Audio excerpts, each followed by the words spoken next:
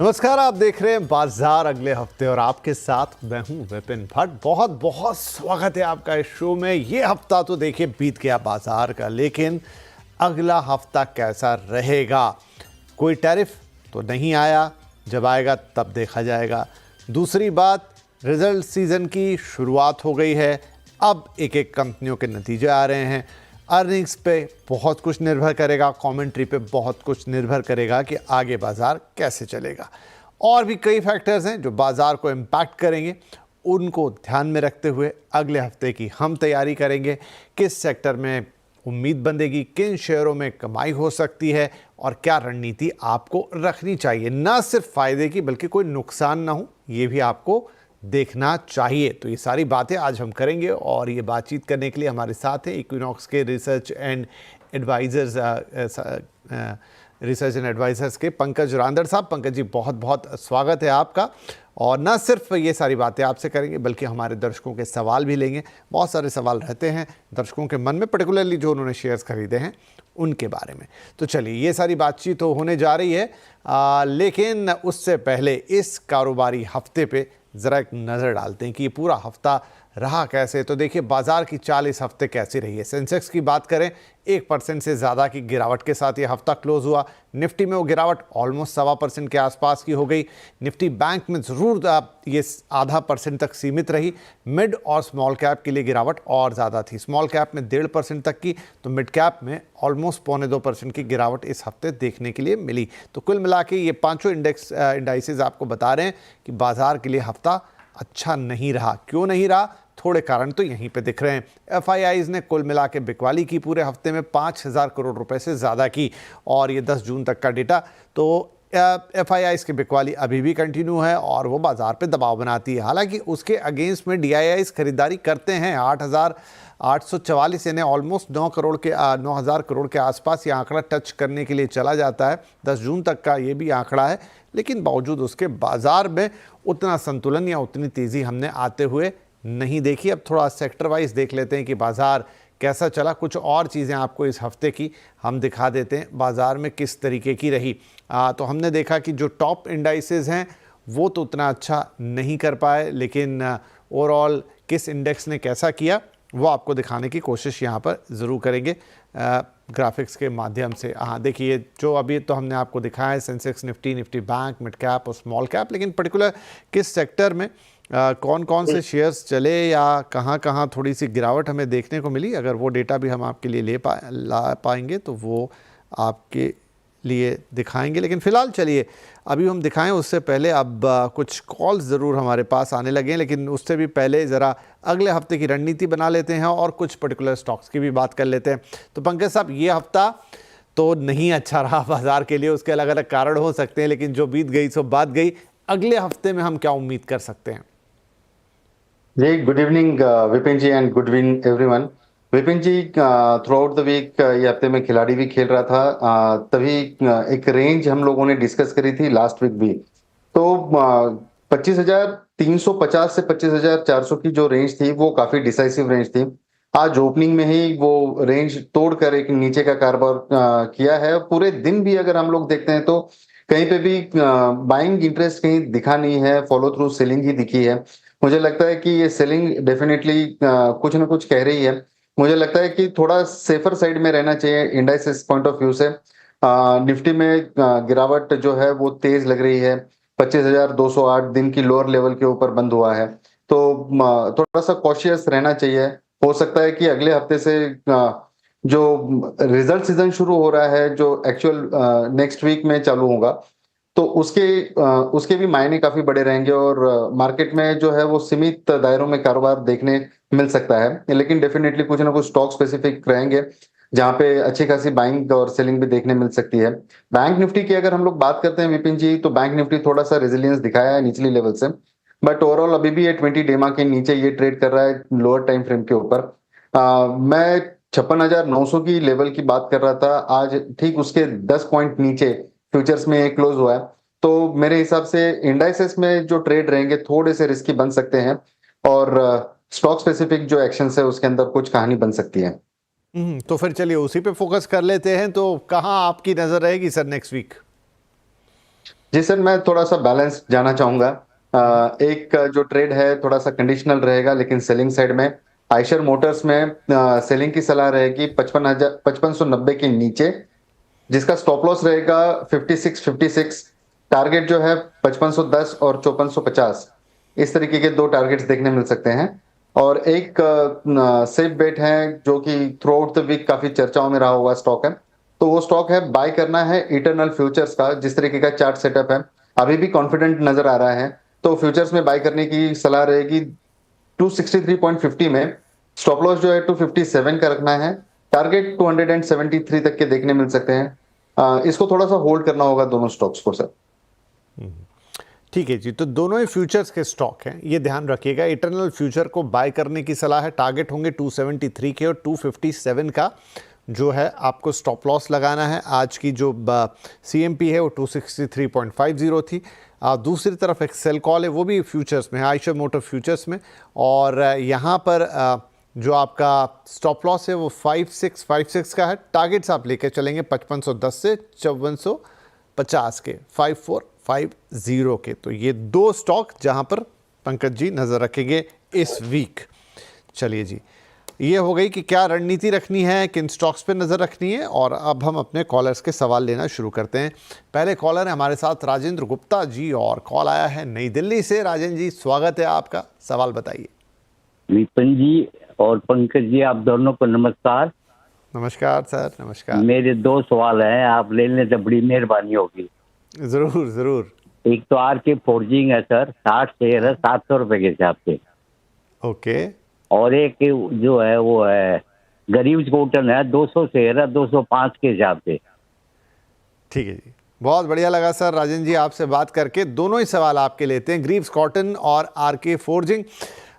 सिर्फ ये है कि दोनों में थोड़ा थोड़ा लाल निशान नज़र आ रहा है। चलिए, ग्रीव्स कॉटन अभी सामने स्क्रीन पर है, तो पहले बात ग्रीव्स कॉटन की ही कर लें। 205 रुपये में खरीदी आपने 200 शेयर, लेकिन थोड़ा सा मामूली से नुकसान है इस वक्त, करीब 3.5 पौने 4 रुपये का।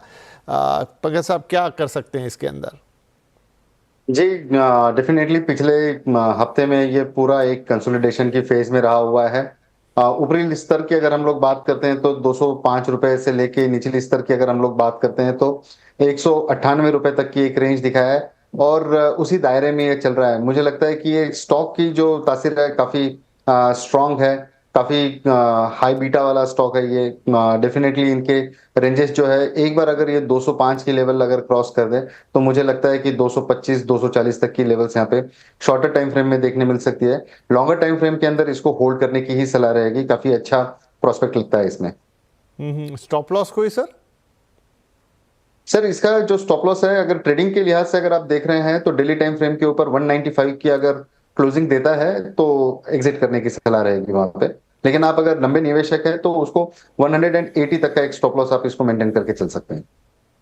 ओके जी, दोनों लिहाज से बता दिया। यहाँ पे 180 का अगर लॉन्ग टर्म, और लॉन्ग टर्म में क्या कह रहे हैं सर कि 225 के ऊपर अगर ये निकल गया आज, तो फिर आपको ये आगे 240 तक के भी स्तर दिखाएगा। 205 तक का तो कह सकते हैं अभी, और 180 रुपये के स्टॉप लॉस के साथ होल्ड करने की सलाह। दूसरा आपका जो राजेंद्र जी शेयर था वो था आरके फोर्जिंग, और यहाँ पर आपके पास 60 शेयर हैं 700 रुपये के भाव पे। यहाँ थोड़ा नुकसान ज़्यादा है, करीब करीब 40 रुपये के आसपास, 39 रुपये 5 पैसे का। तो इसमें क्या कर सकते हैं राजेंद्र जी? पंकज जी क्या सलाह देंगे इन्हें? सर देखिए, इसके अंदर वॉल्यूम के कंसर्न्स हाल फिलहाल में देखने मिल रहे हैं। एक अच्छा खासा मोमेंटम कल गेन हुआ है, लेकिन आज जिस तरीके का मार्केट में रिएक्शन देखने मिला है उसके बदौलत ये 4% टूटता हुआ नजर आया है। आरएसआई में निगेटिव डाइवर्जन लग रहा है। मुझे लगता है कि स्ट्रिक्ट स्टॉप लॉस इसके अंदर मेंटेन करना चाहिए 640 का। अगर आप शॉर्ट टर्म के निवेशक हैं तो 640 का आप इसको स्टॉप लॉस मेंटेन करके चलें। और ऊपरी लेवल में इसमें बड़े रेंजेस तो नहीं दिखते हैं, लेकिन डेफिनेटली 680 और 700 रुपए तक की रेंज यहाँ पे एंटिसिपेट होती हुई नजर आ सकती है। थोड़ा सा रिस्की बेट रहेगा, पर होल्ड करना चाहिए इसको। होल्ड कीजिए फिर राजेंद्र जी। देखिए, नुकसान तो यहाँ भी ये 40 रुपये के आसपास का, तो अगर ये पहुँच जाता है ये थोड़ा ऊपर, 640 का स्टॉप लॉस लगा के होल्ड करें। 680 से 700 के अगर ये दिखा देता है टारगेट्स, तो आपका नुकसान कम हो जाएगा, मतलब घाटे की भरपाई हो जाएगी आज के भाव के हिसाब से। और फिर तब एक बार दोबारा हमसे पूछ लीजिएगा। ठीक है राजेंद्र जी, कोई और सवाल आपका?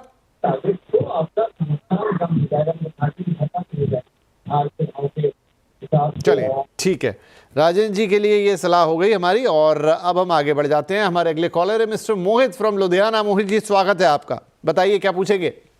हाँ जी, मेरे पास ड्रीम फोक सर्विसेज के स्टॉक्स हैं 259 के प्राइस पे।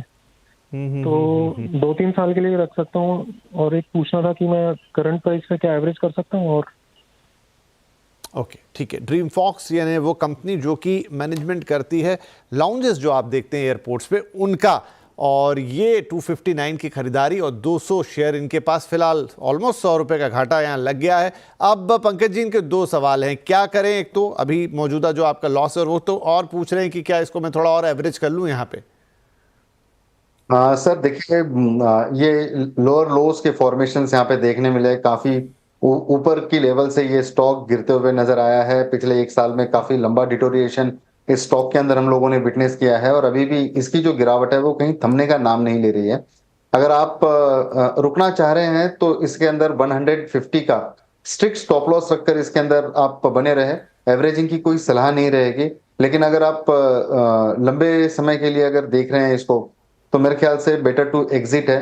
शॉर्टर टाइम फ्रेम में अगर कोई फ्लूक आता है मार्केट में, तो ये स्टॉक हो सकता है कि 10-15 रुपए बढ़ जाए, बट इसके अंदर कोई बड़ी स्टोरी नजर नहीं आ रही है सर।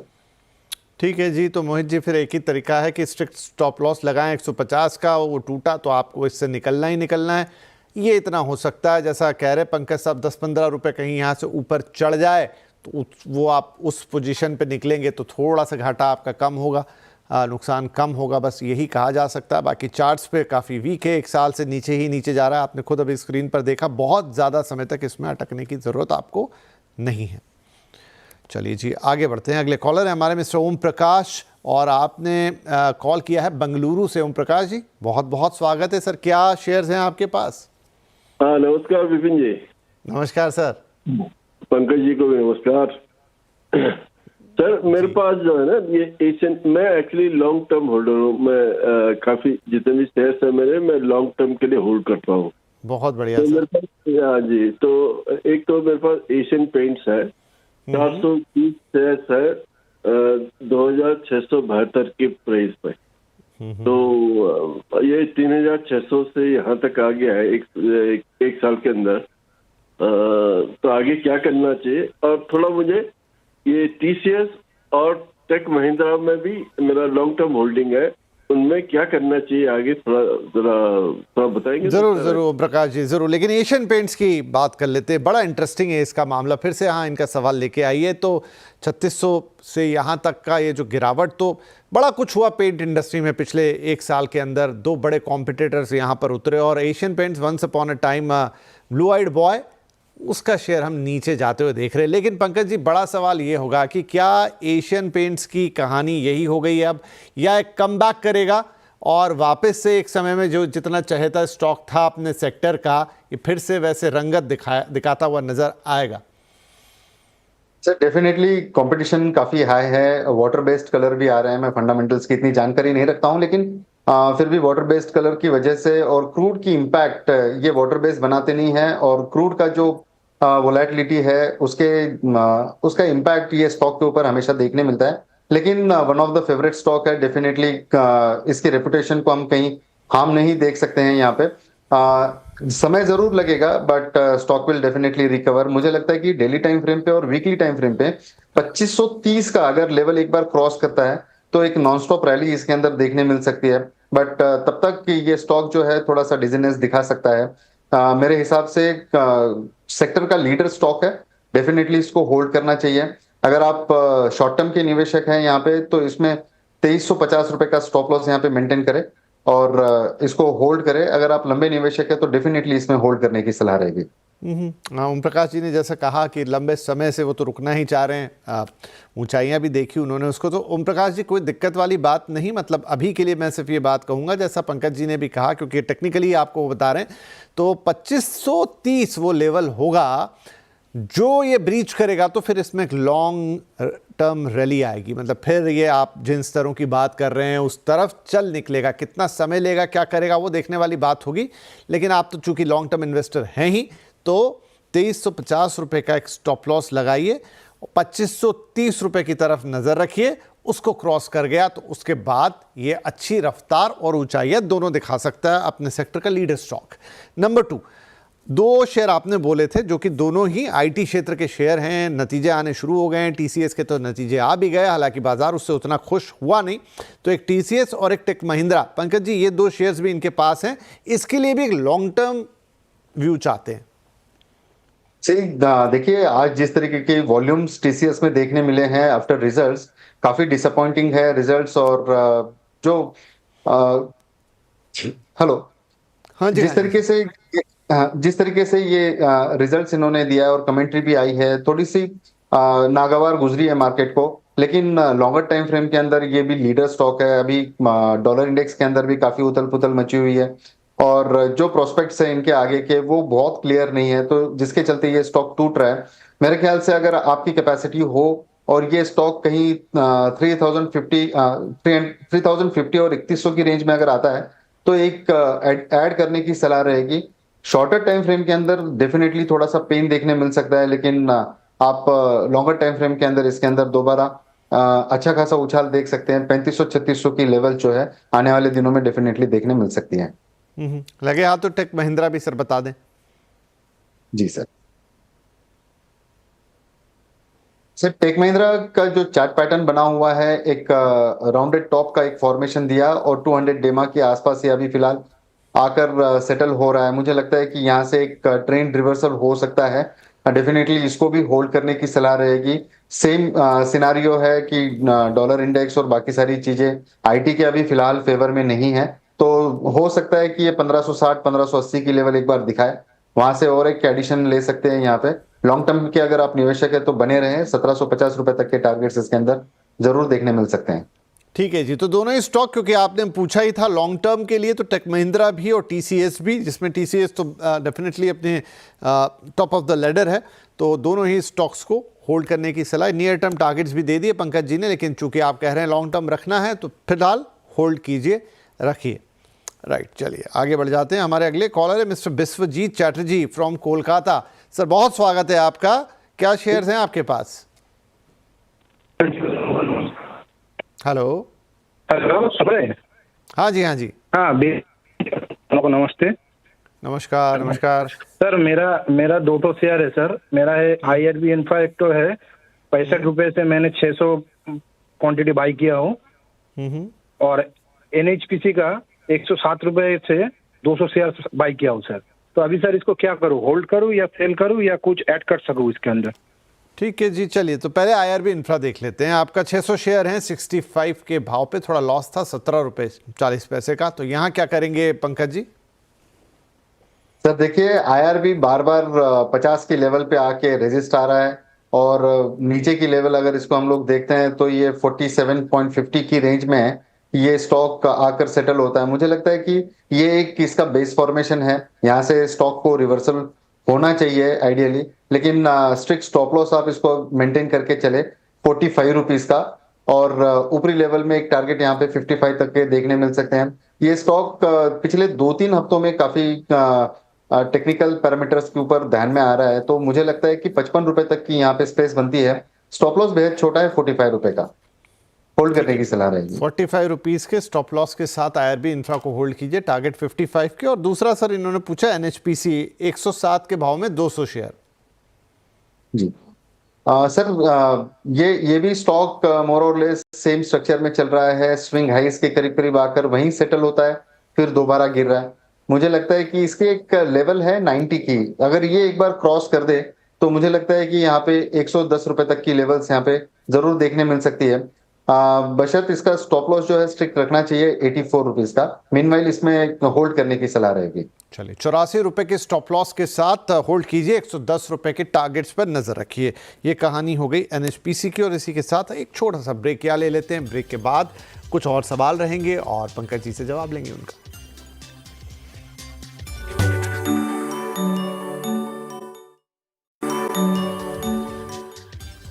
Welcome back. आप देख रहे हैं बाजार अगले हफ्ते, और हम ले रहे हैं आपके सवाल। पंकज जी उनके जवाब देने के लिए हैं हमारे साथ।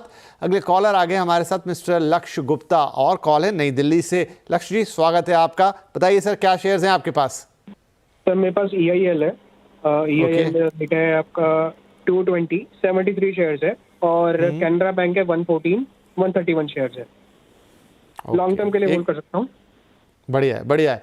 कैनरा बैंक पहले लेते, सामने है 131 शेयर, 114 का भाव, 2 रुपए का घाटा हर शेयर पर। तो सर क्या करना चाहिए कैनरा बैंक में, पंकज जी? जी, कैनरा बैंक ये हमेशा से एक पसंदीदा स्टॉक रहा है सर। काफी स्ट्रांग मोमेंटम में रहता है ये स्टॉक। मुझे लगता है कि इसको होल्ड करना चाहिए। डेफिनेटली 125 135 तक के भाव यहाँ पे देखने मिल सकते हैं। अभी फिलहाल थोड़ा सा समय बैंकिंग के लिए ओवरऑल पॉइंट ऑफ व्यू से अगर देखते हैं PSUs में, तो थोड़ी गिरावट दिख जरूर रही है, लेकिन इसको 105 रुपए का स्टॉप लॉस लगाकर स्टॉक में बने रहे। लॉन्ग टर्म के अगर निवेशक है, अगर इसको 3-4 साल अगर आप इसको होल्ड करके चल सकते हैं, तो 250-300 रुपए तक के भाव अगर दिखते हैं तो कोई सरप्राइज होने वाली बात नहीं रहेगी सर। बढ़िया है, लॉन्ग टर्म के लिए पूछा था तो 200-250 मिल जाएंगे। लक्ष्य जी आपको होल्ड करिए लंबे समय के लिए। हाल फिलहाल के लिए 105 का स्टॉप लॉस, 125 से 135 तक के लेवल यहाँ दिख सकते हैं। दूसरा था EIL, यहाँ पर आपके पास थे 73 शेयर 220 के भाव पे और 30 रुपए का प्रॉफिट भी है। ये प्रॉफिट और बढ़ेगा सर, या क्या सलाह देंगे इन्हें? जी सर, इंजीनियर्स इंडिया में एक डेफिनेटली खरीदारी की सलाह रहेगी। 2 दिन पहले ये स्टॉक ने एक अच्छा खासा ब्रेकआउट दिया है और मोमेंटम बहुत शानदार लग रही है इसके अंदर। वॉल्यूम्स भी अच्छे खासे गेन हुए हैं। RSI एक पॉजिटिव डाइवर्जन के साथ में यहाँ पे चल रहा है। मुझे लगता है कि इसको बेझिझक होल्ड ही करना चाहिए, बशर्ते आप थोड़ा सा स्टॉप लॉस जो है कॉस्ट के वहां पे ट्रेल कर दीजिए, तो at any given point in time आप नुकसान में नहीं रहेंगे यहाँ पे। और इसको राइड करके चलिए, 275-300 तक के टारगेट्स आने वाले कुछ सत्रों में देखने जरूर मिल सकते हैं। ठीक है, तो अगर चाहें तो थोड़े और भी खरीद सकते हैं, जैसे आपने कहा कि खरीदारी भी बनती है। जी जी बिल्कुल सर।